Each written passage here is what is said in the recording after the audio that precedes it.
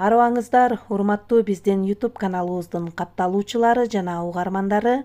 Гапыр Мадаминов агайыбыздын «Ата-энелер сиздер үчүн» китебинен балдарга сабак даярдоого шарт түзүү деген тема тууралуу маалымат аласыздар.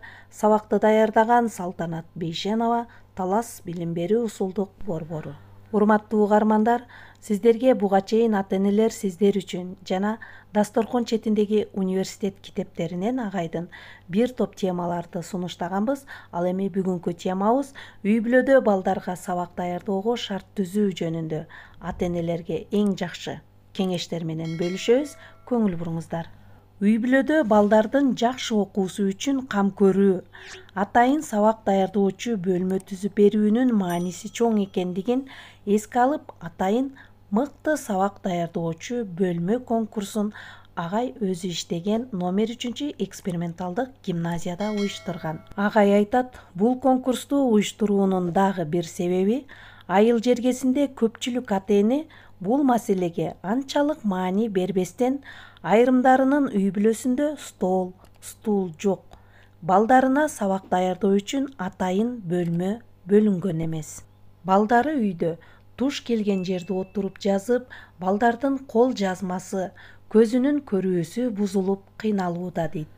Көңүл буруңуздар, урматтуу угармандар, сабак даярдоочу бөлмө жакшылап жасалгаланып, стол, шкаф, диван, кровать иреттүү коюлуп, баары таза, жарык, тынч болсо, ошол шарттын өзү балдарды мыкты окууга, иштөөгө тартат, кызыктырат деген ойго келип, бул конкурстун жобосун түзүп чыктым дейт агай.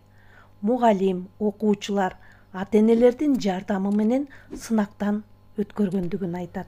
Маани бериңиздер, урматтуу угармандар, бул конкурсту өткөрүү үчүн ар бир класста атайын комиссиялар түзүлүп, ар бир окуучунун үйүнө барып, сабак даярдоочу бөлмөлөрүн жободогу критерийлер менен текшерип, айрым окуучулар башка окуучуларга караганда коюлган баалары жогору болуп, бул кароо сынакка талапкер болушкан. Демек, урматтуу угармандар, ушул конкурстун жүрүшүндө айылда ата-энелердин окуучу балдарына сабак даярдоочу бөлмө түзүп берүүсүнө мамилеси кандай экендиги ушул конкурстун негизинде аныкталган экен. Көпчүлүк ата-эне балдарынын сабак даярдоочу бөлмөсүн түзүп берүүгө жакшы көңүл бура башташкан. Мисалы, 5-класстын окуучусу Абдрахманованын ата-энеси, 8-класстын окуучусу Таабалдиеванын, Ибрагимованын ата-энеси, 9-класстын окуучусу Абдыбалиеванын ата-энеси балдарына эң мыкты бөлмө уюштуруп беришкен. Көңүл буруңуздар, урматтуу угармандар, ошону менен бирге бул маселеге такыр көңүл бурбаган ата-энелер да болгон.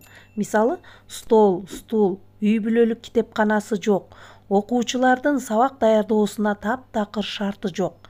Бирок үй-бүлөдө финансы жагынан шарты жетээрлик болгон.